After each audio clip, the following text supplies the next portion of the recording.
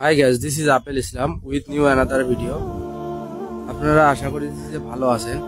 তো আজকে যে বিষয়টা বলবো সেটা হইতেছে যে বিল গেটসের একটা আর কি আমি কালকে তার একটা বায়োগ্রাফি বললাম।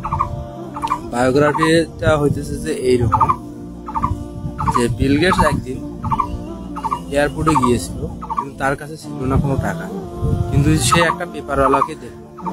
পেপারওয়ালার কাছে যে সে আর কি একটা পেপার নিল, পেপারের দাম বুঝলো যে তখন আর কি $5 ছিল দাম, কিন্তু পেপারওয়ালা তাকে আর কি পেপারটা দিল, কিন্তু বিল গেটসের কাছে তখন কিন্তু টাকা ছিল। তখন পেপারওয়ালাকে বিল গেটস বললো, আঙ্কেল আমার কাছে তো কোনো টাকা নেই। তখন পেপারওয়ালা বললো যে তোমার কাছে যদি বর্তমান কোনো টাকা না থাকে পরে আমাদের দিয়ে দিও, এরপরে যখন আসবে।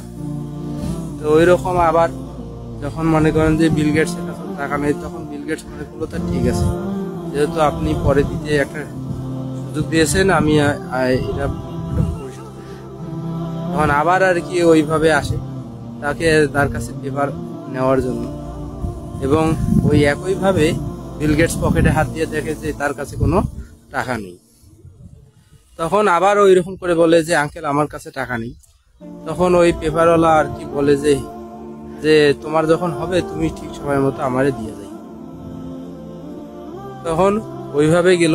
তখন এরপরে মনে করেন যে বিল গেটস মাইক্রোসফট প্রতিষ্ঠা করেছে এবং বিলিয়নারও হয়ে গেছে। তখন বিল গেটসের এক এমপ্লয়ি এসে বলতেছে যে স্যার আপনি তো সারা বিশ্বের মধ্যে ওয়ার্ল্ড র্যাঙ্কিং এর মধ্যে সর্বোচ্চ ধনী, অর্থাৎ বিখ্যাত যে ধনী আপনি একজন ব্যক্তি, তার ভিতর সারা পৃথিবীর মধ্যে আপনি একজন বিখ্যাত ধনী।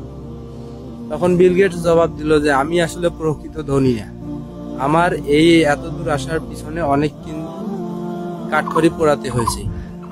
তদুরূপ আমি তোমাকে একটা উদাহরণ দিই, আমার জীবনে অনেক ঘটনা ঘটে গেছে, তার ভিতর হচ্ছে যে এটা একটা, যে আমি যখন এয়ারপোর্টে গিয়েছিলাম এক পেপারওয়ালার কাছে, কিন্তু পেপারওয়ালাকে আমি কিন্তু টাকা দিতে পারিনি, এবং ও দ্বিতীয়বার আবার যাওয়ার পরে তার কাছে আমি আবার পেপার নেই, তারপরেও সেকেন্ড টাইমও টাকা দিতে পারি। তবে বিল গেটস কিন্তু ওই পেপারওয়ালাকে খুঁজে বের করছে, বের করার পরে ওই পেপারওয়ালাকে আর কি মূল্য পরিশোধ করার জন্য টাকা দিয়েছিল, ওর থেকে অধিক আর কি। তো বিল গেটসকে সেই সময় আর কি বলেছিল যে দেখেন আমি তোমাকে যে সময় যে টাকাটা নেই অর্থাৎ পেপার দিয়েছিলাম, সেই সময়টা আর এই এখনকার সময়টা কিন্তু অনেক পার্থক্য।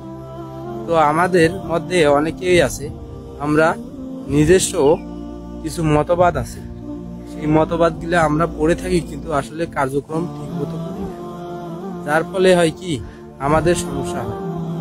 এই যে কর্তব্য আর পরনিন্দার ভিতর কিছু আমাদের পার্থক্য রয়েছে, এই পার্থক্যগুলো আমাদেরকে বুঝতে হবে, এবং নিজের যে একটা দায়বদ্ধতা আছে সমাজে কিছু দেওয়ার, সেটা নিজেকে আমরা প্রস্তুত করে নিতে হবে। এবং আমাদের মধ্যে যারা আর কি উপকার করে, যাদের মনে করেন যে সাহায্য করে, তাদের প্রতি আর কি মনে করেন যে একটা সোশ্যাল অ্যাক্টিভিটিস থাকা দরকার, অর্থাৎ সামাজিকতা থাকা দরকার। না হলে হয় কি, ধরেন আমি কাউকে হেল্প করছি, সে আমার কৃতজ্ঞতা প্রকাশ করবে না, সে মনে করতেছে যে তারটাই সর্বশ্রেষ্ঠ, কিন্তু তার পিছনের যে গল্পগুলো আছে সে সেগুলো কখনোই মনে করতে চায় না।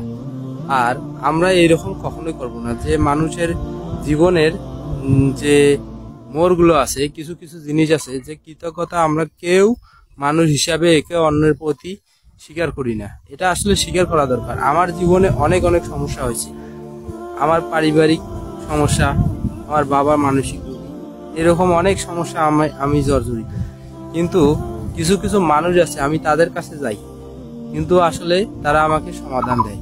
টাকা পয়সা ধন দৌলত দিয়ে কখনো এগুলো সমাধান যদি দিতেও না পারে, তাদের একটা দুইটা কথাই কিন্তু আমি অনেক কিছু বুঝে যাই, যে কোনটা কাজ করলে ভালো হবে, এবং বড়দের পরামর্শ নেওয়া দরকার। তো পৃথিবীতে যারা ধনী ব্যক্তি আছেন তারাই যদি এরকম হয়, আর আমরা তো সামান্য ব্যক্তি, তাদের কথা অনুসরণ করেও যদি আমরা চলি, অবশ্য ভালো কিছু করা সম্ভব।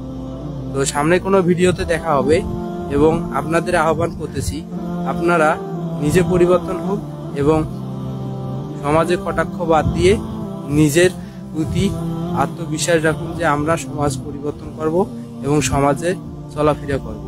কিন্তু আমাদের মনে আর কি হিংসা, প্রতিহিংসা এগুলো যেন না থাকে। আমি আপনাদের এটাই আহ্বান জানাবো যে আপনারা কখনো একে অন্যের উপর হিংসা করবেন না, না হলে নিজে উন্নতি করতে পারবেন না আর একজনকে উন্নতি করতে দিবেন না। এইরকম যেন পিছুটা না হয়। সামনের কোনো ভিডিওতে দেখা হবে এবং আমাকে লাইক, কমেন্ট, শেয়ার করে দেবেন আমার পেজটা, যাতে খুব তাড়াতাড়ি আমিও ভালো একটা পজিশনে যাইতে পারি। আমার আশা আছে একটা সোশ্যাল অ্যাক্টিভিস্টের এবং ইনফ্লুয়েন্সারের একটা প্ল্যাটফর্ম তৈরি করার। আপনারা যদি আমাকে সাপোর্ট দেন আমি আশা করি খুব তাড়াতাড়ি এটা হয়ে যাবে। তো ভালো থাকবেন, সুস্থ থাকবেন।